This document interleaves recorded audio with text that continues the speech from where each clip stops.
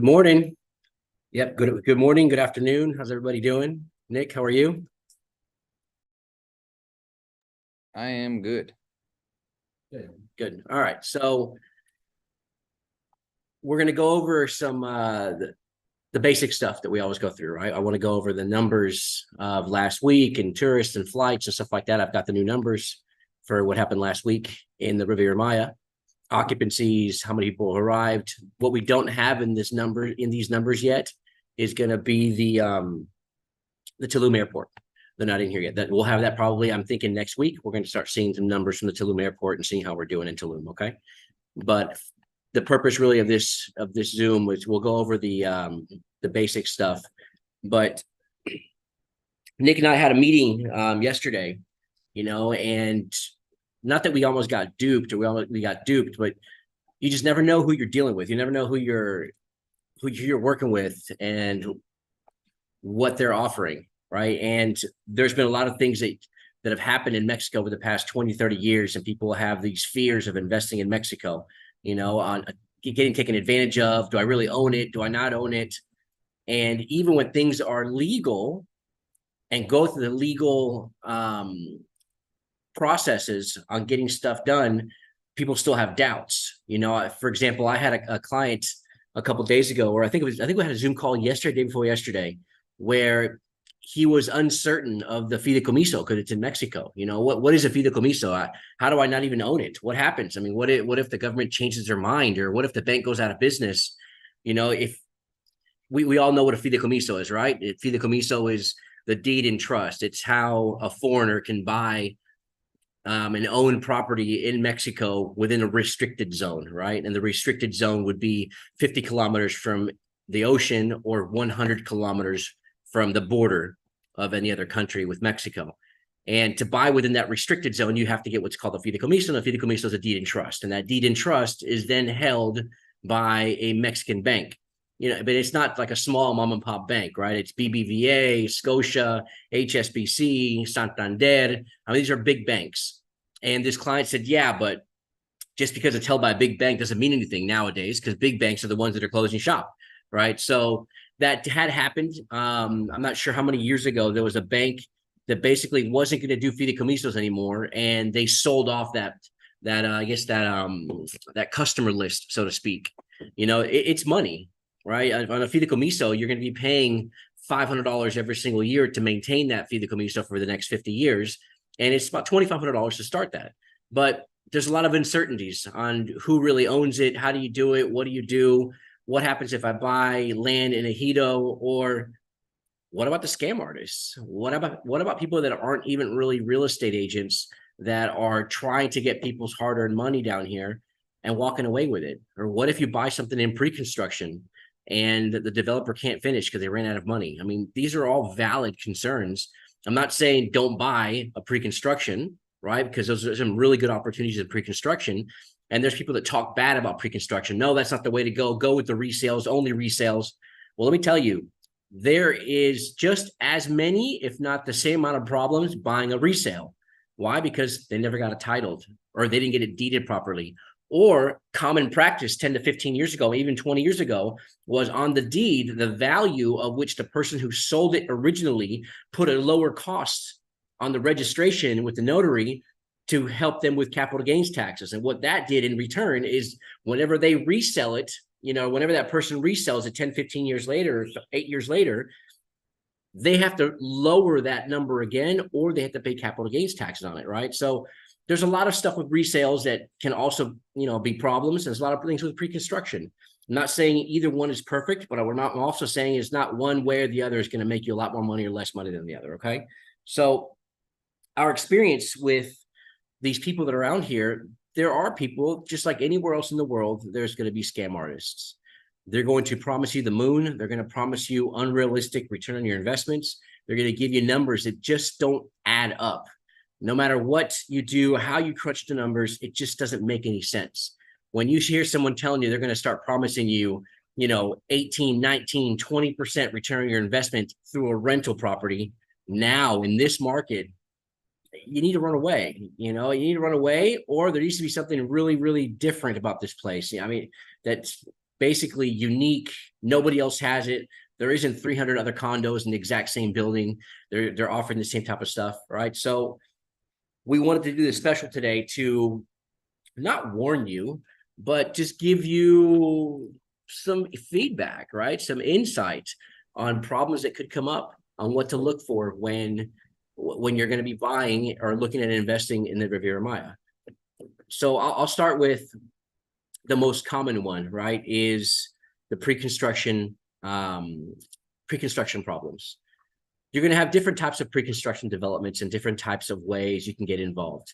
You're going to have a higher reward, just like with anything else, has a higher risk, right? If you want to look at it that way, right? If you want to look at, if you go into penny stocks, there's a huge reward in penny stocks, but there's a high risk as well, right? Just like in the stock market or some of the cryptos that are out there. I'm sure you guys can be or Nick can be a test of that, saying that, there's certain cryptos that, for example, what was that crypto? I think it was called Safemoon, right? Safemoon, Shiba. I mean, I still have Shiba.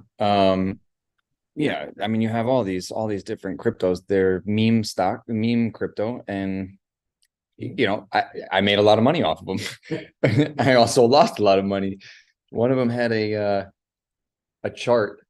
If this goes to this price, this is how many Lamborghinis you can get if you only put in $100. It's like, if it goes to a penny, you can have 14 Lamborghinis, so obviously that's a scam. But yeah. So like, I say Safemoon because my son was involved with Safemoon. And this is, I think, in 2021, this crypto, my son put in, I think, like $500 into this, or like, I don't know, I think it was like 500 or 4,000. I don't know. I can't remember what it was.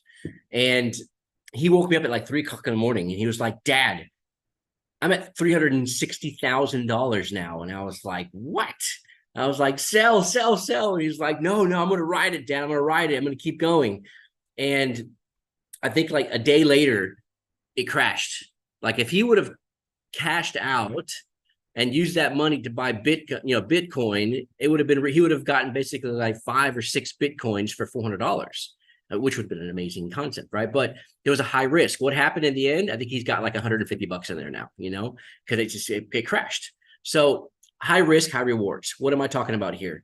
With pre-construction, there is an inherent extra risk in there because there's things that are out of your control. Things that are out of our control, the developer's control, are going to be things like the weather, right? You're going to have, you can have rain, hurricanes, you can have shorter supplies, you can have, it usually takes between 18 months to 24 months to do a full development from scratch to finish. Well, for example, inflation affected the developers heavily down here that started building in 2021 or 2020, like the end of 2022 or beginning of 2022, I'm sorry, end of 2021, that went into 2023, and the inflation just crushed them on the materials and products to build. So their cost was elevated. So that could be a huge hindrance. So where is the highest risk? Well, I think the highest risk in a pre-construction with the highest rewards would be buying into a pre-construction license. There are opportunities where the developer, you have two types of developers. You have the developer that's been doing this for decades. This is the way they do business. They've done over 20 or 30 different developments in the region. They have their own money. They build themselves. They don't rely on the pre-construction sales as much as a developer. This is their second or their first development. And they'll open up a pre-friends and family price list where you're going to get a huge benefit to buy in early before they even get their construction license. And most of the time, these guys already have the paperwork in. It's not that they're not applying for it, but that process it could take up to 6 months to get that construction license. So their official launch, let's say they give us access, a select few brokers or friends of theirs to sell this pre-construction license opportunity, and they start in July. Well, they're not going to actually start building until December. So you're getting a really nice entry on price point, because after that, they start raising the prices. Usually immediately the moment they start building, the prices go up 5%. And then usually every 30%, so more or less, they go 5 to 7% increase in price. So by the end of when you're done and they give you your keys, you're getting the keys with an equity of 20, 24, 25% based on what you've already purchased at. Now, people will argue that with me and say, yeah, Alberto, but that means if you have to sell it. to see that value, right? You're not going to do, an equity loan in Mexico based on the perceived value or the value the property has now. It's not as common in the United States. I get that. But if I buy my condo $100,000, the last condo that sold for $150,000 for the exact same unit, that's a win for me in my book. So what can happen? Construction license might not happen. They might not even get the right approvals, right? And you have to make sure that you have to make sure that the developer that you're doing this with is a proven developer. You're not going to get into bed with a developer in a pre-construction license scenario when this is a first development. It needs to be someone that's been doing this for a while already. I'm not talking bad about developers. I'm not talking bad about the new developers. I mean, what's to say there's a guy that just graduated college, or he's got mom and dad's investment money, or he's got a bunch of investors and they've been developing, or they want to start developing, and they have a great architect, engineer, and they hire the right people to do, surveys of the land. They check below to see if there's any cenotes. They check if there's any caves. They do pillars if there are. I mean, there's certain ways that you can protect yourself. These guys can do their job. But I'm just saying, if this is your only investment, or this is your first investment, I would go with more of a trustworthy old school guy than going with a new guy. If you're liquid, this is your 5th, 6th, 8th, 15th, can I cuss on these podcasts? Yeah, I think we can say bad. We can say bad words. And you have fuck you money, then you've got. I'm not saying you're throwing money away, but it's you can risk it for that higher reward because you've got more money coming in, right? So look out for the developers that are doing the pre-construction stuff. Look out and see what kind of construction license they have. See what they've done before, where they've built before, how often they've built, what their timeline are, and also it's super important to see what buffer they have given themselves. What do I mean by that? A lot of these developers, what they'll do. Again, I'm not bashing developers to my developer friends out there. I'm just giving insights and tips and stuff like that. Okay. What these guys will do is they'll give themselves a 6-month cushion, a oops cushion, or a hurricane came through cushion, or it rained for 2.5 months because we started building in rainy season and we couldn't complete on time kind of cushion. And it gives them 6 months past the delivery date. That doesn't mean they're not upholding their contract. Most of the developers that Mueller Properties deals with do deliver on time. I haven't had a situation yet. I mean, knock on wood, I haven't had a situation yet where the clients weren't delivered on time. Thank God. So if it doesn't get delivered on time, they're not in breach of contract. They gave themselves that buffer. Read the contract. They all have it in there. No one's going to say, I'm going to have it for you on December 23rd. No matter what, they're going to give themselves that buffer. Now, the positive side of this for you as a homeowner, you can make some money if they're late. Some of these penalties, these late penalties, these developers are prepared to pay after that 6 months is up. It's nice. I mean, you can get it's a percentage of the value of your condo. So you can get $2,000 or $3,000 a month mailbox money on something that's not even built yet, something you don't have the keys to yet, right? So that's a solid developer. But you have to watch out for the ones that are going to give you a lot of time, where they give themselves a 10-month buffer. They give themselves, a year. And there are some that do that. They'll give themselves an extra year to build above and beyond the standard process. What we should do is upload. I have an example of a terrible contract that, because I helped a friend of mine. I met her. She was telling me, I'm going to buy this spot. She's like, can you just look at the contract and check it out? And so we looked at it. Then we had the lawyer look at it, and it ended up turning out to be a scam. And we got her out of it. She lost her. She got the majority of her $5,000 deposit back, or the holding fee. I think she got like $4,000. But we saved her from a bunch. What I want to do is upload an example of a good contract and an example of this really bad contract, because you'll be able to see it clear as day, like the stipulations. Well, if we decide to do this, then you don't get your money back, or like it's just unfair. Right. So we could upload I could upload an example of each one on this. I have the contract. I'll get it. Okay. So if you have your doubts, it's okay. It's normal. You wouldn't be a smart investor if you were just blindly investing in everything that was given to you, right? So there are good pre-construction products. It just takes some homework. That's what I've been talking about on my reels and posts, and what Nick's been talking about, and then what the book is about that we have out there. It's for people to understand there is education behind it, and getting involved or signing up with a proven real estate agency that's a licensed real estate agency that's has the resources and the people available at their disposal to do the proper research and investigation behind the developers, to look under the skirt, so to speak, to see what they're working with, right? To see what's really going on. What's going to happen if they don't sell, 15, 20% of their pre-construction? Are they still going to build? Do they have the money to build? Can you ask the bank or can you ask them for their bank information? You absolutely can. Whether they give it to you or not, it's a different story. But you can. Yeah. I would just it's a standard question. You can ask them who does your funding, where's your fund? Is it through a fideicomiso? Do you guys have a mortgage? Because what some developers will do is, the way they get the loans on some of these buildings, they'll get a mortgage, right? They'll get a mortgage on the land, and with that mortgage, they'll use that to build, which was a common practice for a long time, but it can lead to headaches. There have been situations where, because the mortgage wasn't paid off by the developer on time, by the time they were done building, that caused a situation where, guess what? You can't title your place.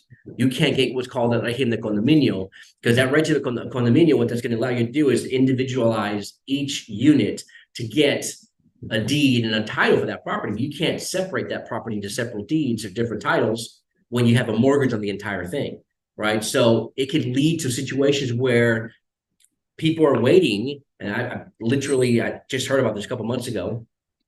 People have been waiting for years to get their deed because it was mortgaged, and the developer hadn't paid off the mortgage yet in order to get the next process done. So there are times and situations where that can happen, and you're not going to be left unabandoned. You're not going to be just thrown away, but it's very, very important who you work with, why you work with them, so they can help you along the process. So that's one, right? The pre-construction myths and scary and what to do, what not to do when you're doing pre-construction. Another thing you want to look at is what type of discounts are being offered to you by the pre-construction for your money. The really solid ones, so kind of a rule of thumb that I've come across myself. I'm not sure if it's fact, but I can tell you it's based on what I've seen and who I've worked with, is the bigger the discount, the more they need your money to build. In other words, if they're going to offer you a 15% discount to give them 90%, that means they need that cash up front. There's other developers that they're going to give you 3%. They say, you give me 50% down, I'll give you 4% off. That's a solid company. They don't necessarily need your down payment to start building, but they're going to give you a little bit of incentive for giving them extra money. But when you start getting to 9, 10, 15% off because you're giving them a lot of money up front, you need to look a little deeper. We'll look deeper together into those projects. There's a lot of developments going on right now. Lots. Just like there is anywhere else in the world. And there's good ones and there's bad ones. So you can't automatically, just because somebody had a bad experience, assume that all pre-constructions are bad. That's not the case. It's not. The best analogy I can give you is back in 2008, when the drug trafficking wars started happening and the narcos started having the battles for territory up in the north of Mexico. I'm talking about the north of Mexico and the borders of Mexico. This was happening, right? And people were scared to come to Cancun, and people were scared to come to Playa because of what was happening in the border. And that was literally just like saying, I'm not going to go to Los Angeles because there was a shootout in New York. That's literally how far away it was, what was going on. So why am I giving that analogy? It's because of when one bad thing happens, you put a big blanket over everybody that's having a terrible time. And you can't take one bad apple and say they're all bad apples. I know one bad apple ruins the bunch. I know the saying, but in this situation, just because you have one bad developer doesn't mean they're all bad developers. There's a lot of really good, tried and true developers that have been building down in the Riviera Maya for decades and decades and decades, and they're generational wealth, generational developers that have branched out with the kids, the sons, the brothers, the uncles, and they started down here 50 years ago. Okay. So pre-construction is not all bad, but make sure you understand, you know, the construction license, when it was done, is it legitimate? Do they have the permits to build? Have they done the proper registration with the land? Has the land been subdivided properly? Is there uso de suelo, which is basically what type of use has been authorized by the government for that piece of land that's going to be cleared? Have they paid for the clearing license? There's also a license to clear. They have to pay, I can't remember the name of it in Spanish, but they have to pay like 300 to 400 pesos a square meter to remove trees, right? So if you're buying in Tulum, make sure they have the licenses in place. Make sure you're going to be able to build on time. Make sure you're going to have your deed. You're not going to get into something where, I'm going to buy now, but the moment you give me my keys at the notary, can I deed it? Can I title it? They say no, because we don't have a regime of condo yet. That's a red flag. You need to know why. Some of these places, they could take years to get their condo regime because they didn't do it in the proper format. And it's not just get here and start building. There's a long process, and there's paperwork, and there's wheels to grease, so to speak, just like in construction in the United States with any kind of contractor out there. It's who you know and how fast you get your development done. So you won't get scammed by buying in Mexico if you work with someone that knows the lay of the land. If you get yourself in bed, so to speak, figuratively speaking, with someone that understands the layout, where you should buy, where you shouldn't buy, who is the developer, ask for their resume, where have they built before, what have they delivered already, where are their funds coming from, are they going to continue building whether they sell it or not, are they going to continue building based on, a positive impact on the environment, who are they, what they're doing. There's a homework behind that. If all that checks out and you've done all that homework, there's no reason why you shouldn't. But I hate saying this, but I'll say it anyways. There's only two guarantees in this life, right? And that's death and taxes. That's it. And taxes, if you talk to Nick, he might get you out of paying taxes. But those are the two guarantees. Can things happen? Absolutely. Are we all human? Absolutely. Can problems happen? Supplies change, hurricane comes through. I mean, there's lots of things can happen, which is why that buffer is there. But as long as there's communication, open channels of communication, and you're patient, things are going to work out in the long run for you going with pre-construction. Okay? You want to talk about anything else on pre-construction? How was your experience when you bought, because you bought pre-construction, right? No, it was towards the end. It was towards the end. It was already built. Did you get a discount when you bought? No, because it had been finished for like 2 months. I would do exactly what you said. I mean, that's the exact process. I would definitely ask, the first question is if you ask for the bank information and they have a problem with that, because that's what I told this girl with this bad contract that I'll share. I said, ask them a simple question. Ask them, can I see your bank stuff? And they had this huge excuse, no, blah, blah, blah. That's a red flag to me. Okay, so you might have something to hide. If you don't have something to hide and you're telling me all these things, it's going to be delivered on this day. We already have 18 people that purchased, or we had 7 people that purchased. We have the money. It's good. We already have the orders for the cement, the rebar, whatever. Mm-hmm. Well, there should be transactions in the bank account for that. Mm-hmm. But if they have an issue with, sharing it, all right, give me a really good reason as to why you can't share it or why you don't want to share it, right? Right. If I'm a developer and I'm trying to sell a genuine project and, do what I'm saying I'm going to do, then it's in my best interest as the developer to be open with you, because if you buy if I was a developer, if you're going to buy something from me, I'm hoping that we build another one and you're going to be one of my reoccurring customers. Absolutely. So, that's important. The other thing is, I don't know, maybe not to say, like, a lot of people come here from other places that they want to build, but they don't understand there's humidity here. What kind of wood are they using? The Peroto wood, the Salam wood is not going to expand. It's not going to warp in a year from now. Well, that leads to bad reviews, right? So I'm like the Airbnb guy. I think about if I'm the buyer, how am I going to protect myself to getting 5-star reviews? Well, if I have drawers that are not closing, or I have doors when I'm in the bathroom in a 2-bedroom and I'm there with another couple and my wife wants to take a shower and the door's not closing, like, it sounds stupid, but it's a legit thing. Find out what kind of materials they're using. And sometimes the developers will come from Dallas, from New York, from LA. Yeah, I've built tons of buildings. This is easy. But then when it comes down to the details, that could be something there too.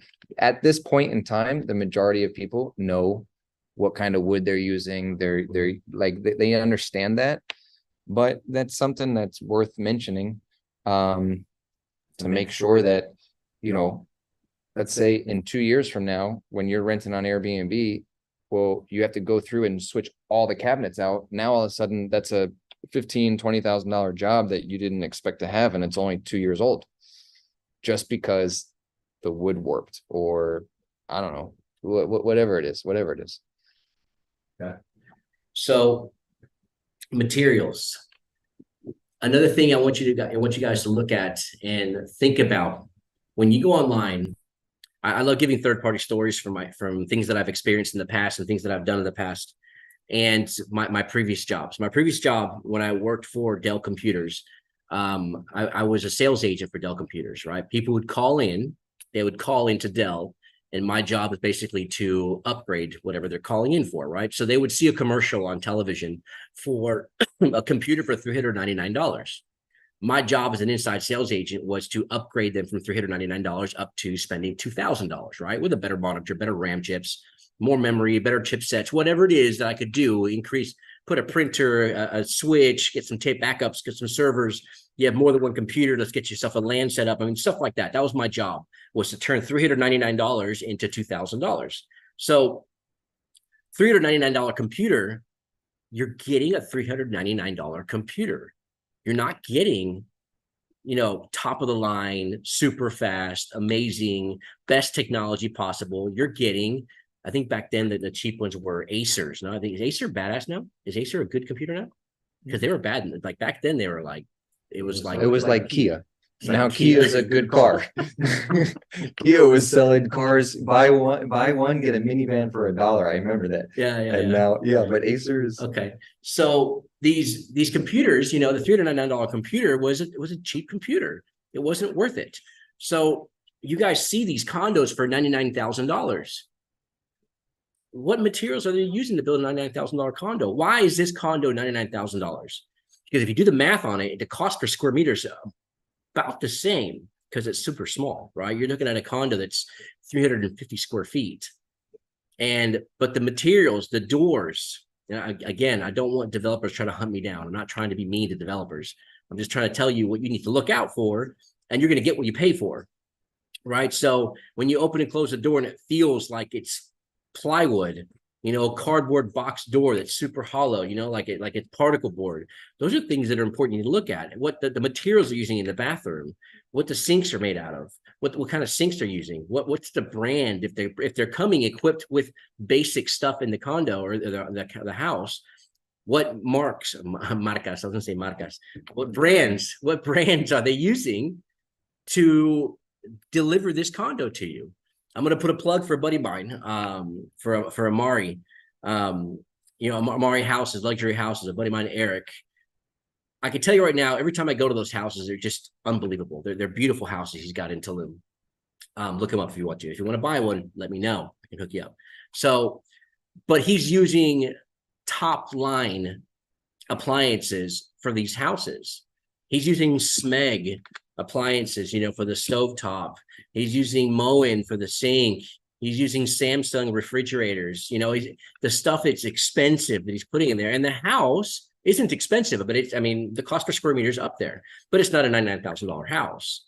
If you're looking to buy something cheap, you're going to pay for it in the long run. You're going to end up paying for the repairs, you're paying for the replacement, and you're getting a shell in essence, right? So if it sounds too good to be true, it probably is. Don't get reeled into huge return on your investment, buy a $99,000 condo, and you're going to make a bunch of money. You're not going to make a bunch of money. There's lots of stuff out there right now going on about oversaturation and Airbnb doesn't work. it does work and it is going to work. I just feel it's a lot more difficult to make a bunch of money on a studio when you have so many studios out there already, unless your studio is something unbelievably epic. You know, a penthouse studio where you have a private pool and you've got like a palapa out on your terrace. It's still a studio, considered a studio, and you've got like an outside kitchen. I mean, you make something really crazy and unique and Tuluminati and bohemian chic. Because we went and saw a friend of mine's hotel where he's got, I think, 11 studios in there that he can sell them individually or rent them as a hotel. And the guy's always booked. But these studios are awesome. They're awesome. Like, it's got like the whitewash, or the whitewash, with the sandblasted cement. You know, it's really raw, really, it looks almost industrial, but with like the chic bohemian with the lights and the shades. And it's a beautiful hotel. And they're all studios. And the guy is occupied like 90% of the year. So just because it's a studio doesn't mean it's not going to rent. It just needs to be unique. But the materials that are being used to build your condo make or break you in the long run. They will make or break you. So be careful when you call or you go online and you go through Google, you look for developments, you're going to see thousands of different real estate agents out there that'll help you do this. And the moment you feel that they're trying to push you into selling a specific unit or a specific product, you need to take a step back. You need to see why. Why am I being pushed into this condo? I keep giving them other options and they keep bringing me back to this one. What is this condo about? Why is this real estate agent only want to sell me this particular condo? There's lots of things you need to look out for. One of the things that I've been not criticized for, maybe commented by our clients when I'm on tour, I'll take them on tour and we'll show them everything they want to see without specifically telling them buy this or buy that or buy this. And then at the end of the tour, they usually ask me, is there anything that you have that only you guys sell? And I'm saying, well, yes, absolutely. We've got Aldea Umay, designed by Pininfarina, and we've got Aldea Sac Bay, the wellness hotel in Puerto Morelos. And they're like, well, why didn't you tell us about those? Is it because you didn't ask? Yeah, you didn't ask. And what I don't want to be is that typical cheesy salesman trying to sell you my product. I want you to buy something that you like, that you want, that gives you the warm and fuzzies. So where in the end, when you buy this, I'm going to obviously we're going to give you the best possible educated advice and market analyzed decision process to help you about the location, about the materials. And if it works out for you, that's where you want to go, and that's what you want to do, then do it. I'm not going to try to sell you my French product. You know, even though Eric's condo or Eric's houses, it's on my tour path. Even if you're just looking for a 1-bedroom or a 2-bedroom condo, we're going to stop by Eric's houses. Why? Because I think they're cool. I personally like those houses, but it doesn't necessarily I'm not going to push you to buy them, right? So there's lots of things you need to look out for when you're trying to decide who you're going to be working with. Are they taking an advisory approach, or are they taking a salesperson approach? Are they asking you the same basic questions? What's your budget? When do you want to buy? And then they send you a list of Google Drives and a list of brochures that fit that product. Or are they actually working with you? Are they setting up Zoom calls like we do with you? And we do 2 or 3 Zoom calls, and we do a proper discovery to find out what your goals are, where you're going to go, what you want to do with it. It's a long-term gain, short-term gain. You want to get a return on your investment immediately. Is this money that you're investing today, you need to start getting a return on it tomorrow? Or is this money you're willing to put down right now and you're willing to hold off on it, make some returns on your money, not by a daily or a monthly return on your investment, but a hold equity investment? You know, these type of questions give us a better picture, a snapshot of where to steer you, not into a product, but where to steer you in which direction on where you want to buy. You want to say anything about that? No? So, for example, and I might get some backlash on this, I feel right now, if you want to get immediate return on your investment with a built condo and you want a higher percentage of occupancy on a rental, I think Playa del Carmen would be the better bet right now. Because I think Tulum doesn't have the higher occupancies as Playa does. Playa, you're going to have a lot more of a cosmopolitan demographic. You know, my wife was running Airbnbs for a while, and I found that in Playa, she would have a lot of Hispanic Mexicans renting these Airbnbs coming here to Playa del Carmen versus the ones in Tulum were mostly international, mostly Canadians or Americans, right? So you would have, and in Playa, it's cosmopolitan, right? Like cosmopolitans, you have Italians, Germans, the French Canadians, you know, Americans, Canadians, Mexicans. It's very, very populated. And because of Fifth Avenue and the boutique hotels and the restaurants and what Playa offers, or if you're looking for a long-term return on your investment, long-term gains with a positive equity, I think a 5-year investment in Tulum, you're going to get a higher equity on your place. Instead of seeing a 3 to 7% maybe year on year in Playa del Carmen where it's at right now, you might get a 15 to 20% over the next 2 to 3 years. I'm being conservative. I'm sure it could be a lot more. I have seen it a lot more, but I'm not talking about the past. If you want to talk about the past in Tulum, then I would say buying in Region 15 in 2017, you would have gotten a 400% return on your investment. It happened. It's real. It's being done right now. People are selling it right now for 400% more than what they paid for it back in 2017. But there were certain things that were catalysts to creating that scenario, which was the road called Kukulkan. Right? Kukulkan used to not go all the way to the beach. There's 2 roads. I've said this before. There's Coba and there's Kukulkan in Tulum. And Kukulkan used to stop.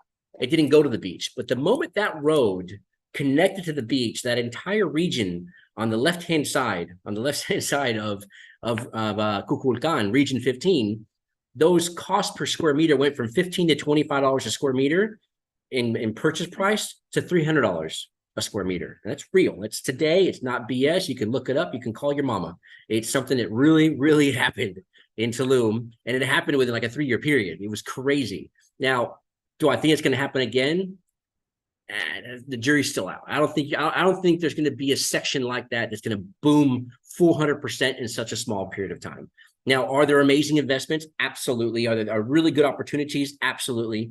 Buying, prospecting and buying, in Region 12, Region 11, Region 11, I think it is. It's behind Region 15. There's still land out there that developers are buying. That's a 10-year hold. It's a 5-year hold. Excuse me. So going back to the process, right, of not getting scammed, I got side tangents on this. You need to make sure that who you're working with has your best interests. You need to make sure that who you're working with, when you say my budget's $300,000, they don't raise it and go to $350,000.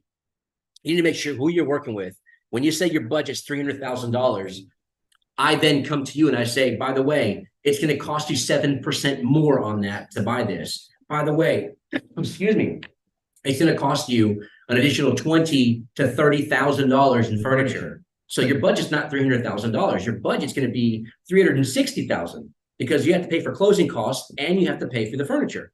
So can I get some water, please? So in essence, me as a professional, I would tell you, if your budget's $300,000, let's take 50 grand off of that.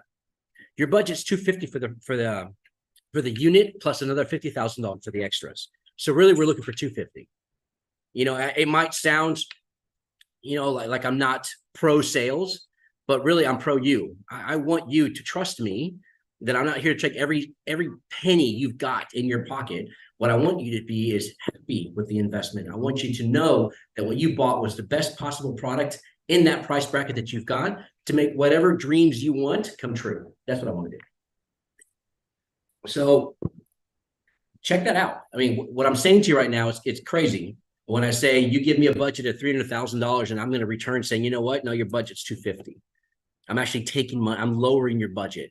Because now, if you tell me, Alberto, no, 300 grand is what I want to spend. I've got the extra 50 grand for extras. Let's go. Let's rock and roll. I'm going to stay at $300,000. We're going to find you a place. We're going to move forward from there. But there's other costs. It's not just $300,000. You're going to pay between 5.5 to 8% more on closing. It just depends on the notary that you use. You would think that there's like a blanket price on notaries, which they're not scamming you. Okay, a notary is not scamming you. Let me tell you why. Hold on. Notaries, it's a fee that they have to pay. They pay certain fees with the government on registering your place. So because the notary is charging an additional 7% at closing, they're like, why am I paying all these fees? Well, it's part of the process. It is a lot higher. What are the closing costs in the States? I don't remember. It's not 7%, is it? I want to say that it's like 3% closing So your costs. closing costs are like when you go to escrow or whatever. Yeah, but what you can do with a loan is you can roll the closing cost into the loan. So most people do that. It's a Okay. seller concession. But it's still there. There's Yeah, always a cost. I think it's like 3%. I'm gonna Google it. I don't know the answer to that. So people, I've heard people say, dude, that's way expensive. That's way more than it is in the United States. Yeah, it is. But my taxes are way lower here. You compensate one with the other, right? So notaries are a necessary evil. You can't avoid them. You can't not do it. What you can do is shop around. Here's another red flag. If you as a buyer, it's up to you on who you use as a notary. You're not obligated to use the notary that the developer tells you to use. You as a buyer can choose what notary you want to go to. So with your agent or with the company you're working with the agency you're working with, ask them who have they worked with before, who they recommend, and do a little legwork. You know, do a little. How much was it? It says it's between 2 and 6%. Oh, so it's up to 6% in the Yeah. States. Okay, I didn't know that. That's on Google. I just typed it Okay. in. That was the first. So you don't have to be forced into using a certain notary. Shop around. It's okay to shop around.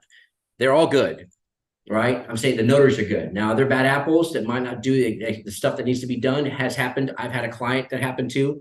Every agency probably has that nightmare story of the notary they used this one time where the paperwork was never submitted and the customers never got their deed, never got their title. It's happened. I have example notary. What is it called? Presupuestos, like what is that called? Like budgets, like I have an example one that I can upload to in the Discord channel. What the fees are? Yeah, so if you get a fee, if you go and talk to your notaries, you can compare it. Is this higher or lower than the ones that I have? Actually, that's in the resources. If you go to the Discord channel, I put that video already in our resources. Just you can sign in, log in, and watch those videos for your resources. Really quick, I know I've said this before. The notaries in Mexico aren't the same as a notary in the United States.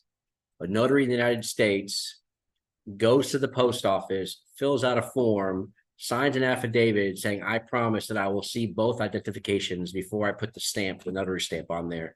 And now you're a notary. And they charge 10 to 15 bucks every time somebody wants to get something notarized. It's not the case in Mexico. A notary in Mexico is not the same notary in the United States. A notary in Mexico is an attorney office. You have to be a licensed attorney. You have to get a license, an attorney license, a lawyer license, and then you apply like a casino license, literally like a casino license. Because it, for example, when you go, you would open up a casino. And I learned this from Ozark, by the way. When you open up a casino, like you do in Ozark, you have to apply for a casino license, right? And there's not an infinite amount of casino licenses. There's actually a finite amount, and you have to buy or buy someone else's casino license in order to get that done, right? Same thing with the notaries. You can't just go to college and now I'm going to open up a notary office. It doesn't work that way. There is a finite amount of notaries that you can work with. I mean, I'm talking about hundreds. I'm not talking about only like 6 or something like that. They go from Cancun all the way to Chetumal, and you can use any of those you want from anywhere to do your process for you. So shop around, find the best place. Don't get forced into using somebody you're not feeling comfortable with. And also, don't get forced into using an agency or buying something you're not sure about. If it's $99,000 and it's super inexpensive, there's a reason it's inexpensive. They didn't use good materials. It's simple as that. Why do you think Ferraris cost so much? Not just the name, but also the product, what they use, the machinery, you know, the gadgets, the wiring, everything in there. It's gonna cost you more because it's a quality product. Okay, so don't get scammed on pre-construction. Don't get scammed on the notaries. Don't get scammed by getting pushed into somebody that you shouldn't feel comfortable using. Make sure you do your homework. Don't sign anything or go and do some kind of a purchase on something without getting stuff notarized or have someone look at it. By the way, if it's in English, it's not legal in Mexico. If it's in English, it's not legal in Mexico. So just if you get some kind of a contract that's giving you something in English because you don't speak Spanish, that's not the mother language in Mexico. Just like in the States or in Canada, maybe in Montreal they do stuff in French though, right? Probably, right. Yeah. So if you're in the United States and you're buying a house and they give you a contract in Spanish, You can't. It's not legal. It's not a legal contract in the United States in the Spanish, and you can't file that with the court system in Spanish. It has to be in English. So same thing in Mexico. What you can do is get contracts that have a certified legal translation, but you have to sign the official one needs to be in Spanish. I've had pushback on this. People saying, well, why can't they do it in English? Well, just like I've heard people say before, learn our language. You're in the United States. Learn our language. You're in Mexico, right? I mean, you're here buying something in Mexico. It's going to be in Spanish. Now, you do have legitimate translators. You do have certified translators, and there are ways of getting to where you actually feel comfortable with what you're doing, and you can match it up, and you can sign both copies. It's not a problem whatsoever. It can happen, but just make sure you're not getting framboozled, or framboozled. I don't know. It's bamboozled. Is it bamboozled? I think it's bamboozled. I was thinking about like fruit or something. I'm hungry. Frambuesas. Yeah. So these red flags I've given you guys, I'm not getting scammed. They're not huge. The pre-construction one was pretty cool. I think it was really important for you guys to see and learn about, understand. That doesn't mean that the resales are safer route, because they might not be as well. You might have title problems. You might have land problems. You might have ownership problems. I mean, there's an inherent problem with every single type of process you want to do. Nothing is super crystal clear and crystal clean, but you have ways of lowering that percentage, to single digit percentage chances of failure when you do your homework and you do the proper due diligence on who to buy from, when to buy it, and stuff like that. Okay. Do you want to add anything to this before I go into the numbers for the week? No, I think what would be best is if you have questions, comment so that we can make either another video or join our Discord channel. And inside the Discord channel, it's us. It's like direct access to us, our team, and we can answer these questions. And depending on the questions, we could just make another video, go further in depth. I think that's the best way to do it. I didn't even go into land. That's a whole nother conversation. Ejido land versus non-ejido, title versus non-titled. That actually could be a whole nother. That'd be a whole nother podcast. Or if you have questions about investing in land, I would be more than happy to do a private one-on-one for $100,000. I'm just kidding. No, we could do a one-on-one and do private sessions, stuff like that. Absolutely. Now, there's actually something that we're thinking about doing, Nick and I, on doing private consultation services. Obviously, there'll be a cost with that, obviously, to have, one-on-one time, but that was the spark on why this conversation started. I know. We didn't even tell them. So yeah, we had a meeting yesterday. Yeah, we did. Go ahead. We had a meeting yesterday, and we ourselves almost got bamboozled. But since Alberto and myself have been living here for a long time, and well, Alberto way longer than me, people look out for us. It's about the people that you know. And I don't know, do you want to explain how that meeting went before we get into these numbers? Yeah. So check this out. So Nick and the reason as to why we took the meeting. Yeah, I'm gonna do it now. Yeah, tell me now. So Nick and I, what we're doing is we're gonna create. We've been kind of toying with the idea of doing private tours, right? Basically, do private tours that include your stay. You come down here, you stay in a hotel or stay in one of the Airbnbs. You get breakfast, lunch, and dinner, and it's a 3-day course, so to speak. Intensive course where you're meeting developers, you're meeting notaries, you're meeting us. We're going through the ins and the outs, the positive, negatives. We drive you through each region of Playa del Carmen, each region of Puerto Morelos, each region of Tulum. It's a 3 or 4 day process. And you come down with us and we basically do a seminar with you. And this seminar in person is it's like a workshop. I don't want to use the word mastermind because I think mastermind is super cheesy. So it's a workshop where we work together and we share ideas and we give all the knowledge we've got in our heads here. We just give it to you, right? You come down here.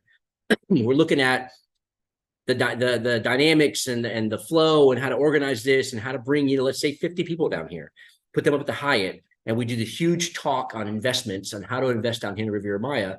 And then at the end of this weekend on Sunday, We bring in the developers that you've met and see which of those developers you want to get involved with, and you swipe your credit card, put a down payment, you're good to go. So, I mean, something like that, something similar to that, okay? And that's what we're trying to set up. Well, this gentleman contacted us, and he seemed like the best thing since sliced bread. I mean, Nick had a Zoom call with the guy. The guy said all the right things, just going off, boom, boom, boom, just amazing. This guy was amazing. He knew what he was talking about. He knew what he was talking about. So here I am sitting at drinking a beer with Nick and this gentleman that we're just meeting. The guy walked up. He looked like that cheesy car salesman with like the Hawaiian print shirt, like the Hawaiian, with a little bit open with the flip flops, like just a typical cheesy used car salesman. But the guy was intelligent. At least he sounded intelligent. And about 30 minutes into this meeting with this guy, one of the bar owner walks by, he walks by me walking that way. He does this. And I was like, what are these guys doing? Like, and people are walking by, telling me, no, like cut. And I'm sitting on the other side. Nick's in front of me, and I was like, he's looking at me like all weird. So then they send me a picture. I'm not going to show it to him. I'm not going to tell the guy's name, but I'll tell you what happened. So they send me a picture of this guy in cuffs as a scam artist. So this guy worked for a very big, I should tell him the name, no? Trump University? Screw it, why not? So this dude, one of the instructors for Trump University. It was a big scandal. I'd never even knew about it, even heard about it, but it was a big deal, right? A big scam. It was on CNN, on 60 Minutes, and this is the dude that was being interviewed on there. And we almost signed an agreement with this guy saying, hey, let's do this education stuff. And he was like, yeah, man, I'll show you how to do it. And it seemed like he knew what he was doing, but because he'd scammed people before. And next thing I find out is that he'd been scamming people here in the Riviera Maya by showing pictures of condos that weren't his as property management, and people were sending him money in deposits. And not him. They were sending his assistants who were Mexicans. So how he can't get in trouble because he's not the one receiving the money legally. So he was scamming people. So I almost got our picture on the internet with this dude, and I would have never known unless I knew people here. Like, this is actually a perfect testament to what I was just talking about. Getting in bed with or understanding who you're working with, and on top of that, making relationships with trusted agencies down here that know who's bad, who's not, who's good to work with, who's not good to work with. Because without us down here, you guys won't have as much security in what you're investing down here. So if I hadn't been here for so long, I wouldn't have had friends that would send me pictures on my WhatsApp saying, dude, the guy you're with is bad. You shouldn't be there with him. And like, the owner came by and said, I wanted to get him off the table from you because I like you, and we know you, and we know what you're doing, and we don't want you affiliated or associated with people like that. Like, they kicked him out of the bar.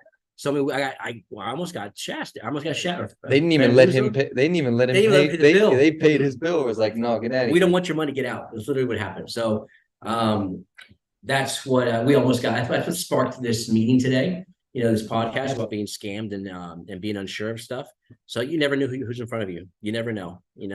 So I can give you all our company information. I can show you where our company started. Mueller Properties has been here since 1997. It was ran by Lilia Martha Mueller. She's been here forever. She's been part of AMPI and associations and the legalities and working with trusted developers. I mean, there's a long history of credibility that I can give you guys. This is not a pop-up real estate agency. This is not some new agency that just showed up out of nowhere. It's been here. It's been established, very well known. So that's important to know. The agencies have contacts where it's important to help you get into things and get out of things that need to get out of. Okay, good. Talk about the numbers. Yeah. All right. So here's your weekly report from the Secretary of Tourism of Quintana Roo. So you guys remember our numbers, right? The numbers we had. Why can't I see it? Is it me or can they see my screen? Oh, it's me. Okay. I hate this weird thing. All right. Can you see the number here? I don't see a number. Oh, there it is. All right. So last week, we're talking about the week of November 25th through the 1st of December. There was 503,374 arrivals to the Caribbean. Where do these people coming from? Where are they coming from vacation from? They're coming from the United Kingdom, Spain, France, Germany, Canada, the States, Mexico, Brazil. So 37% of the tourists that arrived to this region, 37.83% were Mexicans, which this number went up. It used to be below. It was actually, I think it was 38% was Americans and 36% were Mexicans. Well, the Americans went down to 36%, then Canada 7.9, and you see the numbers there all the way down. I'm not going to read all the numbers down to you. But we had 503,374 tourists arrive into the Riviera Maya. So how many flights in total? We had a total of 4,000 flights in and out of the Cancun airport, Cozumel, and Chetumal. Chetumal, again, is a national. It's not international. And Cozumel and Cancun are both international. Again, we're not going to have the Tulum numbers yet because Tulum Airport, by the way, flights are arriving. People are getting here. People are flying straight into Tulum. They're going into town. They're not driving for 2.5 hours. They're not flying into Cozumel, taking an hour ferry, and then taking from Playa del Carmen to Tulum. They're not flying to Cancun, driving for an hour to get to Playa, and then another 45 minutes to get to Tulum. If there's traffic, 2.5 hours. It's not happening anymore. Now there is direct flights from the United States and Canada to Tulum, which is phenomenal. So we'll have those numbers soon. So we had a total of 2,000 flights arrive into the Cancun airport for a grand total, like I said, of 504,000 people arrived into the Caribbean. Low season is gone. Remember the numbers we had a couple of weeks ago? I think about a month ago, we were at 374,000 people, and we were surprised. In the middle of the low season, there was 374,000 arrivals into there. Okay, so what are the occupancies looking like for the hotels? I think it's important to see this. Hotel occupancy right now, you're looking at 78.5% overall. This is including Isla Mujeres, Costa Mujeres, Cancun, Puerto Morelos, the Riviera Maya, which is Playa del Carmen, okay, Tulum, Cozumel, and Gran Costa Maya. So occupancies in Tulum were up at 77%. Remember, they were down at 58% during low season, and they're slowly climbing up. Costa Mujeres at 81%. Cancun is almost at 80%. Playa del Carmen, the Riviera Maya, is at 81%. I mean, this is what I told you a minute ago, or about 15, 20 minutes ago. I said, I think if you buy a condo in Playa del Carmen, ready to go, turnkey, you're going to get a quicker return on your investment right away because it'll be occupied more versus buying something in Tulum. And Tulum is at 77%, which is not that big of a difference. So at least not for the hotels. All right. Going down further, we get to the occupancies of, did they change? They still haven't changed that. I got to talk to them about that. They're still showing the average from September. So we have total of occupancy wise in rentals, right? Vacation rentals. You got 40,291 vacation rentals available in the region. Occupancy wise, you're looking at, where are we at here? Occupancy, here we go. Okay. So rental properties, 55% Playa del Carmen, and Tulum is 48%. So these are rental properties. Okay. And you've got Akumal, Bacalar, everything in between, 58%. So your highest occupancy right now is Cancun, which, by the way, I don't think I talk enough about Cancun, but there's a bunch of really cool stuff going on in Cancun. So, and if you're looking at investing down here and you want to come down here and look at some stuff, I might even include that in our tour and get some really cool, I mean, there's some higher ticket items, higher ticket entries, you know, if you want to get to like Puerto Cancun, you know, where your average cost is $800,000 to $900,000. But man, I love Cancun. I love the areas. I love going there, going shopping, going eating to restaurants. We went to a boat. My wife and I went to a boat show this past weekend. We went one evening, but it was beautiful. It's good stuff. So Cancun has some really good opportunities. And we've always been talking about this Mayan train. We've always been talking about this airport, but we're not talking about the construction and the things that are getting better in Cancun. You realize that they made a 5-lane highway that just got renovated and built in Cancun. They're building a bridge in Cancun that's going to take you from the mainland. It's going to go across the Laguna into the hotel zone. So if you go to Cancun and you go there often, you understand that it's traffic. It's ridiculous when you go to the hotel zone. It's a nightmare to go from when you get past like the Royal, where Cocobongo and stuff like that is at. When you pass that downtown area to go into town in Cancun, we're talking about maybe 10 kilometers. It'll take you an hour. It's brutal. So they're building a bridge. It's a huge bridge. It's going to take you across the entire Laguna into the center of the hotel zone. I mean, it's massive. It's a lot of investments. There's a lot of money being invested in Quintana Roo in general. You don't necessarily have to buy just in Cancun or Puerto Morelos or just Playa or just Tulum. There's lots of places in between that are growing, and it gives you some really good opportunities. And that gets it for the numbers here. The most important part was that 504,000 people arrived. Yeah, let's throw that one in the yeah, I'll put it in the Discord too. I'll send it to you right now. I think you're quicker at doing it. Yeah, I can put it in. Other than that, that's all I got. I think today was the Alberto Garcia show. Yeah. No, it's good information. Yeah. Last week was mine. I did the chat GPT. Yeah. So, all right, cool. Well, if you have any questions, obviously, jump in the Discord. We are there, and ask us questions, and we'll see you soon. Peace.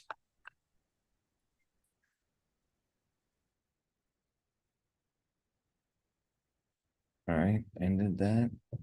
We had 11 people.